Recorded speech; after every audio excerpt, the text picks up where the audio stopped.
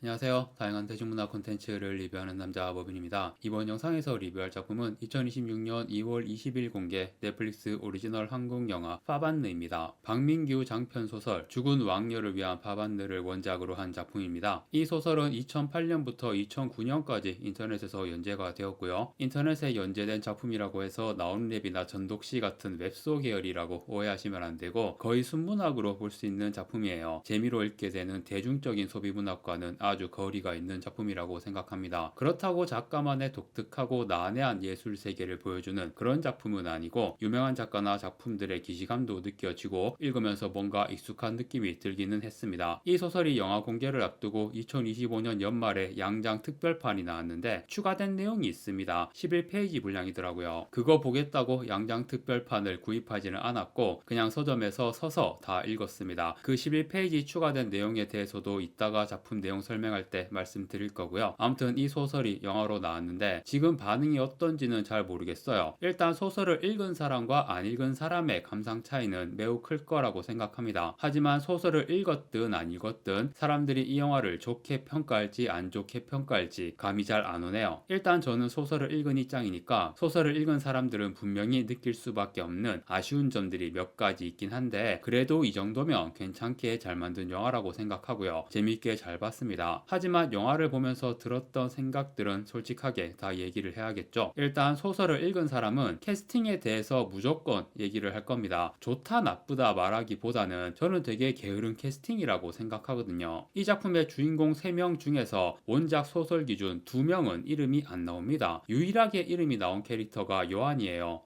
그러면 요한 역은 변요한, 나머지는 이름이 안 나오니까 역할에 어울리는 배우 찾아보더라도 요한은 이름이 나오니까 변요한으로 갑시다. 실제로 이렇게 된 건 아닐 테지만 저는 캐릭터 이름이 요한인 것과 아주 무관한 캐스팅은 아니라고 봐요. 그리고 배우 선정에 엄청 까다로운 역할도 아니야. 요한 캐릭터가 영화랑 소설이 느낌이 좀 다르긴 하거든요. 그런데 이 캐릭터는 원작과 조금 다른 느낌이라도 큰 상관이 없다고 생각합니다. 변요한 스타일의 요한 캐릭터, 원작과 조금 다른 느낌이지만 괜찮았어요. 다양한 배우가 다양하게 표현해도 괜찮은 캐릭터. 그렇기 때문에 더더욱 게으른 캐스팅, 이름 보고 대충 고른 느낌이고 이 작품의 가장 중요한 캐스팅은 당연히 여주인공이죠. 영화에서는 남자 주인공이 경록, 여자 주인공이 미정 이렇게 이름이 나오는데 소설에서는 이름이 나오지 않기 때문에 저는 그냥 남주, 여주라고 할게요. 남주 배우 문상민은 무난하게 좋은 캐스팅이라고 생각했고요. 문제가 이제 여주 고아성인데 소설을 읽은 분들은 이 캐스팅 자체가 당황스럽죠. 일단 이것도 캐스팅이 게으른 느낌이야. 이 영화를 이종필 감독이 만들었잖아요. 삼진그룹 영어 토익반에서 고아성이랑 작업을 했었기 때문에 단지 그 이후로 고아성이 주인공이 되었다는 생각밖에는 안 들거든요. 고아성이 이 역할에 어울리지 않는 명백한 이유가 있는데 그런 걸 생각하지 않고 같이 작업을 해봤던 편한 여배우를 게으르게 캐스팅한 느낌. 이 소설의 가장 핵심적인 특징이 여주인공이 못생겼다라는 설정이잖아요. 심지어 책 마지막 작가 후기에 굉장히 자랑스럽게 적어놨습니다. 아마도 이것은 못생긴 여자와 못생긴 여자를 사랑하는 남자를 다룬 최초의 소설이 될 것입니다. 진짜 이렇게 적어놨어요. 그런데 작가도 아마도 라는 부사를 달았듯이 이거는 사실이 아닐 거예요. 설마 최초일까? 못생겼다까지는 아니더라도 제인 에어처럼 여주인공이 매력이 없다라는 식으로 표현된 작품은 꽤 있고 다른 분야이긴 한데 순정 만화에는 은근히 있거든요. 순정 만화에서는 남주에 비해 여주가 너무 후달리는 그런 설정이 그냥 디폴트예요. 그래도 대충은 평범, 꽃보다 남자의 츠쿠시 같은 스탠다드 여주, 그런데 그보다 더 열악하게 설정해 버린 그런 순정 만화도 꽤 있습니다. 그런데 사람을 그림으로 그린다는 게 특히 순정 만화풍으로 단순하게 데포름해된 그림체에서 못생김을 표현하는 게 쉽지 않습니다. 그래서 여주가 많이 후달리는 순정 만화에서는 여주를 뚱뚱하게 표현한 경우가 많더라고요. 얼굴보다는 체형으로 못생김을 표현하는 거죠. 저는 죽은 왕녀를 위한 파반느를 영화화한다면 이것도 가능한 옵션이라고 생각했거든요. 만화처럼 시각적으로 표현하는 거니까 예쁜 여배우들이 못생긴 역할을 할 때 보통 살을 찌우는 선택을 하는 경우가 많죠. 몬스터의 샤를리즈 테론이 대표적이고 파반느에서 고화성도 10kg 증량을 했다고 하더라고요. 그런데 샤를리즈 테론이 몬스터 찍을 때 20kg 증량이었습니다. 평소에 완벽하게 관리하고 사는 여배우가 10kg 증량으로는 티도 안 난다. 그래도 증량도 했고 캐스팅도 영화에서 어떻게든 매력없어 보이려고 노력하지만 저는 고아성의 캐스팅은 진짜 말도 안 된다고 생각하고요. 소설과 설정이 좀 달라진 걸로 볼 수 있기도 합니다. 소설에서 진짜 많이 등장하는 단어가 못생겼다 라는 단어거든요. 이 소설에 표현된 내용이나 문장을 보면 특히 요즘 시대 다소 레디레디 컬컬 한 분들이 보시기에 소위 말하는 빠은 내용? 그렇게 느껴질 내용이나 표현이 좀 있습니다. 특히 못생긴 여자 인생에 대해서 딴에는 외모지상주의 세상이 부조리하다는 논리로 다소 걱정하는 투로 적어놨지만 너무 표현이 적나라하고 지나치게 거침없이 말하는 것처럼 느껴지기도 하는 거죠. 요즘이라면 특히 남자 작가가 못생긴 여자의 인생이 이렇다 저렇다 하는 내용의 글은 못 쓸 텐데 이런 것도 일종의 86세대 감성이라고 해야 하나? 이 소설 전체가 86세대 감성이 넘쳐나고 있습니다. 물론 그렇다고 제가 이 소설을 싫어한다거나 재미없게 읽었다 그렇게 말하는 건 아니고요. 86세대 특히 예술 분야 쪽 사람들에게 어쩔 수 없이 느껴지는 그게 있습니다. 제가 무슨 말 하는 건지 아시는 분은 아실 거예요. 아무튼 영화가 설정이 좀 달라진 것처럼 느껴지는 건 소설에서 그렇게 말이 나오는 못생겼다는 단어가 영화에서 한 번도 안 나오거든요. 하지만 영화에서 표현되는 장면이나 대사를 보면 이거는 설정을 바꾼 것도 아니고 안 바꾼 것도 아니야. 일단 여주에 대한 대우가 소설과 별 차이가 없잖아요. 그리고 못생겼다라고는 안 하지만 애매하게 돌려 말해. 얼굴이 좀 그래 라는 대사가 있었고요. 얼굴이 아쉽다 라는 대사도 있었어요. 그러니까 이거는 설정이 바뀐 건 아닌 거예요. 단지 고아성을 캐스팅해놓고 차마 못생겼다 라는 양심 없는 대사는 쓸 수 없었던 거야. 저질러 놓은 다음에 대책은 없는 전혀 설정이랑 맞지 않는 배우를 캐스팅해놓고 눈 가리고 아웅하고 있잖아요. 초반에는 그래도 고아성이 최대한 못생기게 보이려고 노력하거든요. 나중에는 그것조차 안 합니다. 영화가 이런 식이면은 관객들이 OTT니까 시청자들이 그 방법을 써야 해요. 예전에 아만다 바인지가 주인공이었던 She's the Man이라는 영화가 있었거든요. 여배우가 남자로 변장하고 남자 축구부에 들어가는 내용인데 쌍둥이 오빠가 있어. 여주인공이 남장을 하며 쌍둥이 오빠랑 똑같이 생겼다는 설정인데 하나도 안 똑같거든요. 그런데 영화가 똑같다고 우기니까 관객도 그렇게 생각하면서 볼 수밖에 없는, 파반드도 보면서 고아성이 못생겼다고 생각하면서 봐야 돼. 어느 순간부터는 못생기게 보이려는 노력조차도 안 하는데, 그런데 이런 거는 이해를 아주 못할 건 아닙니다. 소설에서도 그런 내용이 나옵니다. 주인공이 출판사의 원고를 가져가니까 여주인공이 못생긴 로맨스 작품은 성공할 수 없다 라는 얘기를 듣는 장면이 소설에 있거든요. 그리고 못생긴 역할로 여배우를 캐스팅한다는 것 자체가 굉장히 민감한 일이긴 해요. 와, 진짜 못생긴 배우 제대로 캐스팅했어 라는 얘기를 듣는다면 그것은 과연 칭찬인 것인가? 참 어려운 문제입니다. 그러니까 이 작품 자체가 영화화하기 쉽지 않은 측면이 있다는 것, 그건 인정을 하고 이해하고 넘어가야겠죠. 이제 작품의 내용 이야기를 해보겠습니다. 내용은 사실 별거 없어요. 거의 500페이지 가까이 되는 방대한 분량인데 막상 그 안에서 그다지 많은 일이 벌어지지 않아요. 1인칭 주인공 시점으로 내용이 전개되고 세상에 대한 이야기를 계속 풀어놓습니다. 물질 만능주의, 외모 지상주의, 그리고 인간의 평범한 속물성에 대해서 이런 종류의 문학에서 늘 봐오던 그런 내용이 길게 나와요. 50년대 콜필드 감성 그대로야. 그리고 인물 구도나 성격은 대충 하루키풍. 그러니까 나이 2~3살 더 먹은 콜필드에 와타나베가 살짝 블렌딩 되어 있는 그런 느낌의 문장들이 계속 나오고요. 그러니까 하루키 인기가 절정이던 90년대 후반부터 2000년대까지의 그 유행 감성과 작품, 주인공은 늘 카미나 카프카를 읽고 있고, 해변의 카프카가 2002년에 나왔었죠. 그때는 하루키를 무조건 읽어야 하는 분위기라서 해변의 카프카도 나오자마자 서점으로 달려갔던 기억이 있네요. 2000년대 내내 그런 감성. 그런데 까미니 카프카니 너무 지겨워서 까미 따윈 몰라 라는 제목의 영화가 나와버렸어. 2007년에 나온 일본 영화, 물론 그 영화도 온통 까미나 이방인에 대한 내용이긴 했지만 그 제목이 되게 임팩트가 있더라고요. 아무튼 죽은 왕녀를 위한 파반느에서도 주인공이 여지없이 까미나 카프카를 읽고 있고, 요한이랑 만나는 장면은 거의 노르웨이의 숲 오마주처럼 보이기도 하는데요. 합격이라고 하는 장면, 영화에서는 대놓고 노골적인 오마주 장면으로 표현을 했더라고요. 합격이 너랑은 친구가 될 수 있겠다라는 의미인데 소설에서는 그냥 합격이라고만 합니다. 합격이라는 두 글자에 그 의미가 다 담겨 있는 거니까. 그런데 영화에서는 합격이라고 한 다음에 노르웨이의 숲이랑 똑같은 대사를 그대로 해요. 물론 위대한 개츠비가 데이비 보이로 바뀌긴 했지만 요한이랑 남주는 백화점에서 일하다가 만난 사이죠. 그리고 여주도 백화점에서 일하고 있는 직원이고 영화 속 고아성의 모습으로는 절대 그렇게 안 보이지 보이지만 어쨌든 설정상으로는 엄청 못생겨서 직원들 사이에 무시당하고 겉도는 인물. 반면 남주는 엄청 잘생김. 소설에서는 백화점 여직원 인기 투표에서 1위 했다. 그런 내용도 있습니다. 여주는 그냥 못생긴 것 자체로 살면서 여러 힘든 일을 겪는 거고, 남주와 요한의 삶도 뭔가 문제가 있는데 둘 다 아빠 없이 엄마하고만 살았어요. 사연이 비슷하면서도 뭔가 반대인데, 남주의 아빠는 잘생긴 배우입니다. 그런데 잘생겼지만 뭔가 일이 안 풀려서 오랫동안 무명 생활을 했어요. 무명 배우라서 돈을 잘 못 버니까 외모는 평범해도 생활력이 있는 그런 여자와 결혼해서 뒷바라지 받으며 살았는데, 어느 날 단역으로 출연한 역할의 대사가 유행어로 히트하면서 빵 떠버리고 인기 스타가 되니까 처자식을 버립니다. 그래서 초반에 남주 엄마에 대한 이야기가 꽤 길게 나와요. 남편한테 버림받고 상심이 커서 혹시 자살이라도 할까봐 남주가 막 걱정하고, 그런데 결국은 극복하고 이모와 함께 강원도에서 횟집하면서 잘 지내게 됩니다. 엄마가 강원도로 가버려서 남주는 고등학교 때부터인가 서울에서 혼자 살게 됩니다. 요한은 엄마가 정부였어요. 아빠가 백화점 회장인데 따로 가정이 있으면서도 외모 괜찮은 여직원을 애인으로 삼는 그런 인간이었던 거죠. 그래도 둘 사이에 아들도 생길 만큼 꽤 오래 관계가 유지되었는데, 나이가 들면서 미모가 예전 같지 않으니까 결국 관계가 끊어지고 엄마는 상심해서 자살해버립니다. 그리고 요한도 몇 번 자살 시도를 했던 과거가 있어요. 그렇게 각자의 상처를 안고 있는 세 사람이 친해져서 함께 어울리게 된다는 게 초반 스토리. 이 작품이 로맨스 소설이긴 하지만 이렇게 세 명이 어울리는 모습은 순수한 우정처럼 그려지기도 하고요. 스테이션 에이전트라는 영화가 있죠. 그 영화랑 비슷한 느낌. 그 영화에서 세 명 중 한 명이 외소증이었는데요. 배우가 피터 딩클리지, 왕자의 게임으로 유명해지기 전이었습니다. 외소증이라서 다른 사람들하고 잘 어울리지 못하던 인물이 두 명의 새로운 친구가 생기면서 마음을 열고 상처를 치유한다는 내용인데, 파반네의 여주랑 비슷한 서사죠. 소설에서 못생긴 게 장애보다 안 좋다라고 말하는 내용이 나오는데, 못생긴 걸 장애라고 하지도 않지만 실제로는 장애만큼이나 힘든 거라고 그런 내용이 있습니다. 아무튼 못생긴 여주를 남주가 사랑하게 됩니다. 도대체 왜?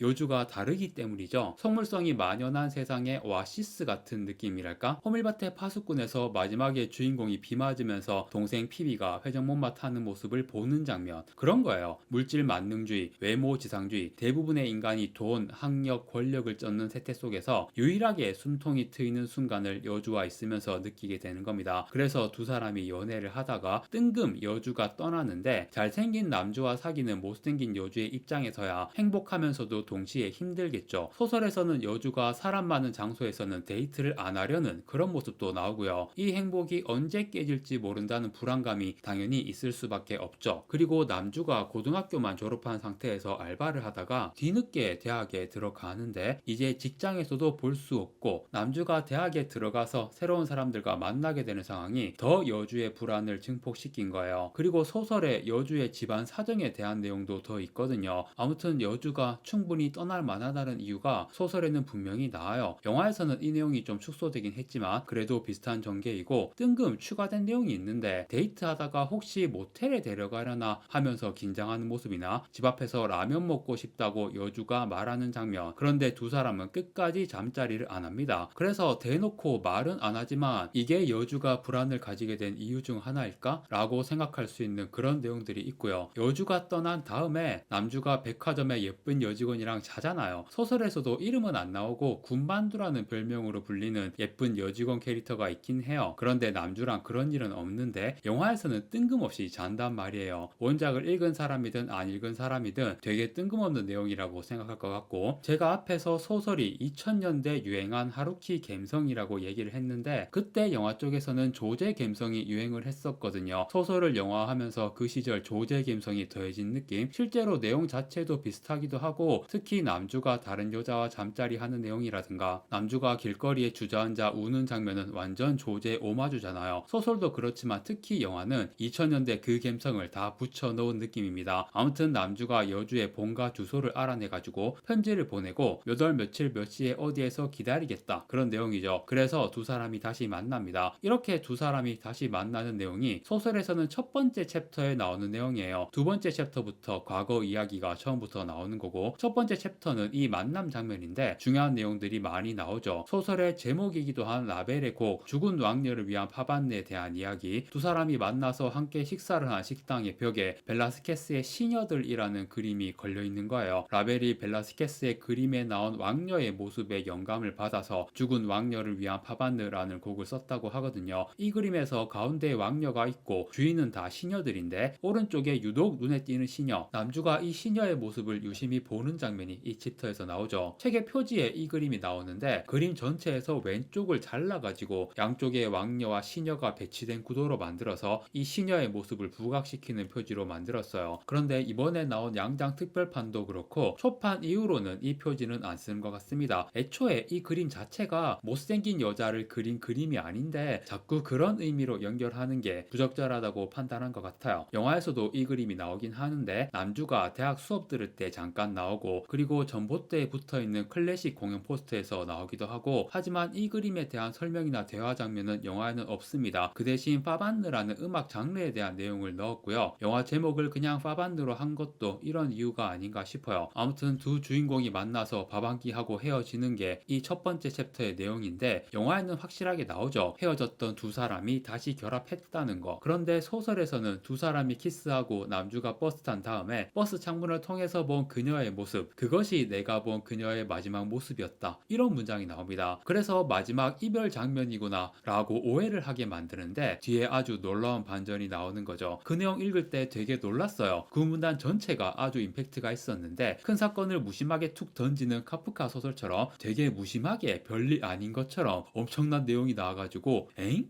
하면서 몇 번 그 문단을 다시 읽었습니다. 남주가 탔던 그 버스가 사고가 나가지고 그렇게 두 주인공은 또 억까 헤어짐을 당한 거죠. 소설 기준으로 남주가 2년 동안 의식불명이었고요. 의식이 돌아와서도 정상적인 생활이 가능할 정도로 재활을 하는 기간이 몇 년 또 흘러요. 그 사이에 여주가 살던 본가, 그리고 본가에서 다니던 직장이 있었는데 본가란 직장 건물 다 사라지고 없어. 남주가 자기의 재활 회복기를 다룬 책을 써가지고 그 책이 히트를 하거든요. 그래서 작가로 먹고 살게 되는데 어느 날 흥신소를 통해서 여주의 행방을 찾습니다. 독일에서 간호사로 살고 있다는 거예요. 그래서 독일에 가서 만납니다. 13년 만에 만남인가 그럴 거예요. 그렇게 만나서 아주 단순하게 해피엔딩, 여주가 일주일 정도 휴가를 내가지고 둘이 같이 유럽 여행을 하는 모습이 나오면서 끝납니다. 인 줄 알았는데 이것은 페이크였다. 알고 보니 이 모든 것은 요한이 쓴 소설의 내용이었어. 모든 내용이 다 지어낸 건 아니고 이 세 사람의 관계, 그리고 남주와 여주가 사귀었다 헤어진 것 등 실제 내용도 있죠. 그런데 뒷부분 내용은 다 요한이 지어낸 이야기였다. 남주는 버스 사고로 의식불명이 되었다가 결국 깨어나지 못하고 죽습니다. 그리고 그 전에 요한이 자살 시도를 하는 내용도 나오는데 그것도 실제 있었던 일이 아니에요. 소설이 굉장히 영리하게 페이크를 쓴 게 남주가 계속 소설을 쓰는 내용이 나오거든요. 하지만 실제로는 소설을 쓰던 건 요한이었고 자살 시도를 해서 목숨은 건졌지만 출혈이 많아서 뇌에 손상이 온 요한이 이 소설을 쓴 작가일 거라고는 독자가 상상도 할 수 없는 거죠. 사실은 요한의 자살 시도도 허구였다. 아무튼 남주는 죽었고 요한이랑 여주는 둘이 같이 일본으로 가거든요. 홋카이도의 오타루. 저는 미스터 초밥왕 때문에 초밥으로 유명한 곳으로 알고 있는데 소설에서는 유리공예와 오르골로 유명한 도시라고 하더라고요. 여주는 죽은 남주를 계속 사랑하고 요한하고는 사랑하는 사이는 아니지만 둘이 결혼합니다. 사랑은 없지만 서로 상처를 나누고 치유하기 위해서 함께 있을 수밖에 없는 사이. 결혼하고 1년 동안 각방 쓰면서 잠자리도 안 했다고 하거든요. 그러다가 어느 날 둘 다 술에 취해서 관계를 해버렸다고 하고 끝난 후 함께 울었다고 합니다. 둘 사이에 세화라는 이름의 딸도 태어나고요. 소설의 마지막 챕터는 죽은 주인공의 시점이 다시 등장하는데 여주와 함께 여행을 하고 있는 그 상황이 다시 나와요. 남주는 죽었지만 여전히 함께하고 있다는 그런 느낌. 요한에게도 그렇지만 특히 여주에게는 남주와 함께했던 시간이, 함께 나누었던 감정이 인생을 계속 잘 살아갈 수 있게 하는 빛이 된 거였고 남주의 존재가 요한 안에도 여주 안에도 있다. 그래서 두 사람이 함께 서로를 바라보며 살아갈 수 있는 거예요. 세상을 떠난 소중한 사람의 존재를 남아있는 두 사람이 함께하는 삶에 완벽하게 녹여내 버린 거죠. 이런 엔딩은 되게 인상 깊었습니다. 영화에서는 요한과 여주가 결혼했다거나 그런 내용은 안 나오지만 두 사람이 여전히 친하게 지내면서 각자 인생을 잘 살고 있는 모습이 나오고 마지막에 인디언 모습으로 남주가 기다리고 있고 여주와 요한이 와서 셋이 함께 말을 타고 달리는 모습으로 끝나는 게 되게 좋더라고요. 그리고 소설 특별판에 추가된 내용을 보면 이 엔딩의 의미가 스토리가 새롭게 다가오기도 하는데 11페이지 분량으로 추가된 내용이 무슨 내용이냐 하면 나라는 화자가 등장해서 일본에 살고 있는 요한과 여주를 만나러 가는 내용이거든요. 이렇게 시작됩니다. 가끔 그들을 생각한다. 그와 그녀 그리고 요한 오래전 썼던 글의 주인공들이다. 어떻게 살고 있을까? 그와 그녀 그리고 요한이라고 했으니까 여기서 나라는 화자는 남주가 아닌 건가? 라는 생각이 들죠. 그런데 일본에 가서 여주와 요한을 만나고 그라고 칭한 남주는 당연히 안 나오잖아요. 하지만 셋이 만나서 나누는 대화를 보면 예전에 함께했던 그 세 사람이 다시 만난 상황이에요. 즉 이 소설에서 남주는 작가 본인이었다고 볼 수 있는 거죠. 작품 안에서 남주가 죽었지만 마치 죽은 게 아닌 것처럼 표현이 되는 거. 작품 안에서 주인공이 죽음으로 퇴장했지만 사실 이 세 사람은 영원히 함께하고 있다. 작가와 작가가 창조한 캐릭터로서 혹은 이 등장인물들이 현실에서 작가의 소중한 사람들일 수도 있는 거고 작가의 후기를 읽어봐도 그렇고 어느 정도 자전적인 의미도 들어있는 소설인 것 같거든요. 남녀 주인공의 이름이 나오지 않은 것과도 관련이 있을지도 모르고요. 아무튼 요한과 여주 사이의 딸이 성인이 되었을 정도로 세월이 흘렀고 요한은 일본에서 친구가 하던 냉동 창고에서 관리직 일을 하게 되었는데 여전히 그 일도 하면서 투잡으로 작은 LP바도 열었다고 합니다. 그리고 여주는 퀼트와 자수를 배워서 공예점에 납품하는 일 여전히 하고 있고 요한의 LP바에서 셋이 술 마시고 대화하는 게 추가된 내용의 전부입니다. 사실 뒤에 뭐가 더 나올 만한 내용은 아니니까 영화에서는 여주와 요한이 결혼했다는 내용도 빼버렸잖아요. 그거는 빼길 잘한 것 같죠? 소설에서는 여주의 시점으로 그 상황이 서술되면서 두 사람이 결혼하게 된 게 충분히 납득이 가거든요. 영화에서는 짧은 엔딩 시퀀스에 그런 내용을 설득력 있게 넣는 건 무리였을 것 같고 요한의 공연과 인디언 장면으로 깔끔하게 잘 마무리했습니다. 고화성 캐스팅이 말이 안 된다고 했지만 이거는 뾰족한 해법이 없는 문제 같아서 이해를 하면서 봤고요. 연기는 다들 잘하니까 남주배우 문상민의 변요한까지 세 배우의 케미는 흠잡을 데 없었습니다. 각색도 좀 과감한 부분도 있지만 전반적으로 원작 이야기가 담고 있는 매력을 잘 살린 괜찮은 각색이었고요. 내용만 보면 슬픈 내용이잖아요. 그런데 소설 엔딩은 전혀 슬픈 분위기가 아니고 영화에서도 소설과는 다른 방식이지만 그들이 계속 함께함을 보여주는 밝은 분위기의 엔딩으로 만든 게 되게 마음에 들었습니다. 영화하기 쉽지 않은 소설이라고 생각했는데 상당히 괜찮게 영화가 되었구나. 저는 충분히 만족스러운 작품이었습니다. 영화 파반네의 리뷰는 여기까지 하고 마무리하겠습니다. 구독과 좋아요 부탁드립니다. 시청해주셔서 감사합니다.